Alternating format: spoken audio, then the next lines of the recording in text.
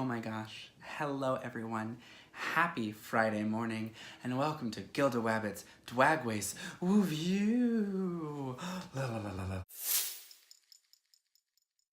Friends, we had a wild show at Flat Tops tonight. I'm in an amazing mood, even though I was crazy hungover today. I vomited in the middle of the show. In the bathroom. I wasn't doing a number. Drag Race was on. I went to puke. But then I rallied, and I did the middle by Zed, and it was great.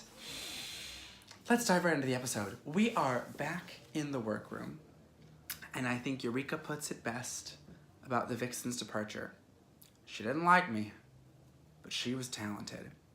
I didn't really like the Vixen. I think you all are aware of that. I was very put off by her personality on the show, but you can't deny that the bitch did not bring amazing lip syncs and fierce fashion. And honestly, now that she's off the show, I think I'm gonna like her a lot more. We have Cameron, the winner, demurring. She's very much like, I don't know, I didn't really think I should have been the winner. I've been trying to fly under the radar. And like, I get it, girl, but listen, hide your light under a bushel? No, you've gotta let it shine.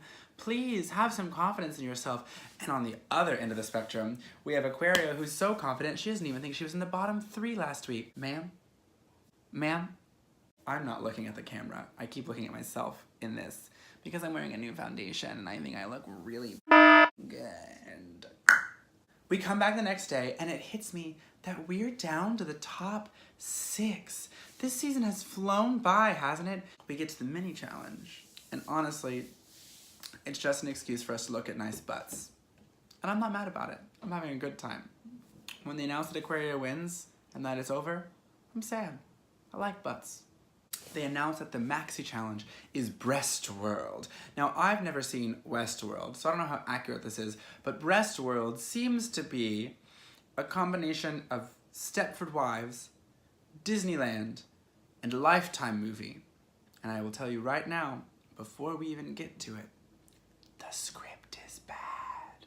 Aquaria allows the girls to pick their parts, and she comes under a little fire for this because the girls don't trust that she is allowing them to pick their own parts. They're like, baby, you've been trying to be a winner this whole time. Why the sudden change of heart? But Aquaria is feeling bad. I think because of the conversation Ms. Cracker had with her in Untucked last week, that everyone is put off by Aquaria's confidence and bravado, and she doesn't have enough softness to her. So Aquaria is trying to do better. Unfortunately, that means that she ends up with the character with the least lines, and she is worried about how she's going to stand out in this scene. On the opposite end, Ms. Cracker, who picked her part, realizes that she has the most lines. We've seen Ms. Cracker in an acting challenge or two, and we know that acting isn't necessarily her strongest suit. So I'm a little nervous. RuPaul does her workroom walkthroughs, and honestly, I want to tell you all, I think this is the best advice RuPaul has given the entire show.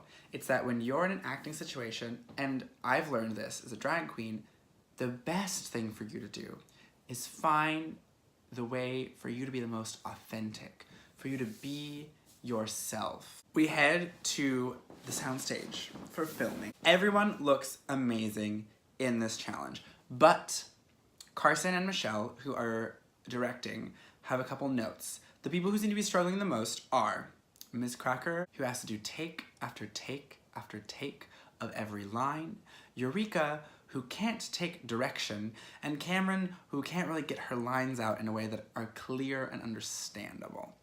Luckily, we also have some great performances coming from Aquaria, who starts off a little rough, but I think following the direction of Michelle and Carson really knocks it out of the park. We have Monet, who they're living for because she's giving you lots of one-liners, she's giving you lots of ad-libbing, it's very fun. And then Asia O'Hara, who is killing it as Paris Salin. They really like her performance. I think she's being very authentic. It's a good time. Now, it's time for my favorite part of the episode, the WABBIT one down of the runway.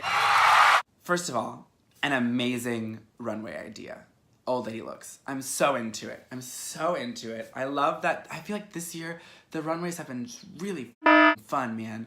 really, really fun, and we get some amazing looks. I want to tell you all, when Miss Cracker walked out tonight, the audience in the bar that I was hosting at audibly gasped.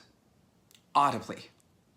They were so excited, and she looked exceptional. Cracker, how dare you look so good all the time? We also, the audience really gasped when Cameron came out. Now, Cameron really sold the old age, but I loved how glamorous she was. It was like fully out on the lanai, golden girling it up, and I was living. I didn't like Monet or Asia or Eureka, to be honest. Like, Eureka looked good, but it was kind of boring. Monet and Asia were serving you old, but there was no, like, I hate to use this word again, there wasn't, like, glamour to it. You know what I mean? I wanted some sparkle. I wanted some zhuzh. I don't know. I didn't like it. I did like Aquaria's runway, and I understood what she was going for, but the judges did not like it. And TBH, neither did my audience. I don't think they really understood the reference of her being, like, this super fashionable New York 70-year-old who, like, is in, like, streetwear blogs, you know? But I got it, and I liked it. And I thought the tattoos were cool. And the earlobes gagged me. That was so funny, because that's gonna be me later in life, wearing all these full... We see Breastworld now. And honestly, I thought it was really good all the way around. Like, the performances were solid throughout. I think really what sucked was the script. None of them really screwed up this week, but they made it seem like some of them did bad. You know what I mean? Like, no one did badly. Like, Cameron and Cracker and Eureka were like, okay. They weren't bad. I didn't enjoy it because I thought the script was terrible and it didn't make sense. Also, I kind of didn't like Asia in it. The judging happens, and the judges love Asia and Monet and Aquaria. They don't like Aquaria's runway, or Asia's, or Monet's, which is fine. But they do like the performances in the show. They love Cracker's runway, didn't like her performance. They don't like Eureka at all. And they love Cameron's runway, but they don't like her performance. Now here's the tea. I didn't really like Asia in it. I understand why they liked her, but I really didn't think, like, she was any better than Cracker. You know what I mean? Maybe I'm just like a terrible stan for Cracker. I don't know. But I didn't think she was that amazing. However, it's announced that Asia O'Hara wins the challenge. And I want you all to know, my audience almost rioted. They were sure Monet Exchange was gonna win the challenge, and when she didn't, they were pissed. TBH, I was a little mad too. Like, give my New York girl a win. She deserves one right now. And she killed it. And her titties were funny. Now, they go to announce the bottoms. Everyone accepts that Cameron was in the bottom. But when they announce Eureka, my audience is pissed. I'm shocked, because I kind of thought Eureka deserved to be in the bottom. But my audience was pissed. I asked them later who they wanted in the bottom, and they really wanted Aquaria in the bottom, which would have been a really fierce lip sync, TBH. No one wanted Cracker in the bottom. They thought, ooh, we were tense, y'all. We were tense, because we thought Cracker was gonna be in the bottom, but like, my bar is full of Cracker stands. It was wild. It was a good time for me. The lip sync happens, and let me tell you, this lip sync was so freaking fun to watch. I had the best time. Eureka started off slow, really killed it at the end. Cameron was killing it the whole way through, and we get to that double split, y'all. I was gagged. I was so gagged. So when they have to announce who's going home, I'm freaking out. So is everyone in my venue. We're all on edge because we don't want Eureka to go home, or Cameron, because the lip sync was so good. And when they announce Cameron Michaels, Shantae, you stay, there was an audible gasp because everyone expected a double Shantae. But then RuPaul says, Eureka O'Hara, Shantae, you stay. And they cheered. Oh God, it was so fun to watch this episode tonight. Everyone in the bar was in a good mood. They were here for it. And it was so exciting. I love watching a double Shantae because there's nothing I like more than watching people kill a lip sync. You know what I mean? Honestly, I thought we were going to get a double Shantae with Vixen and Asia last week because they both killed that lip sync. It was good shit.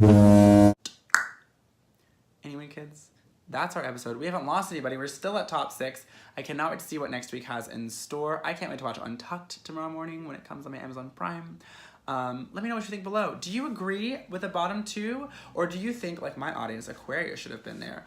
Do you also think that, like, maybe no one really did that badly in the challenge? I really don't think anyone did that badly. Who should go home next? Who do you want to win? Who are you rooting for? Are you a cracker stan like me? Anyway, kids, you're wonderful. Happy Friday morning.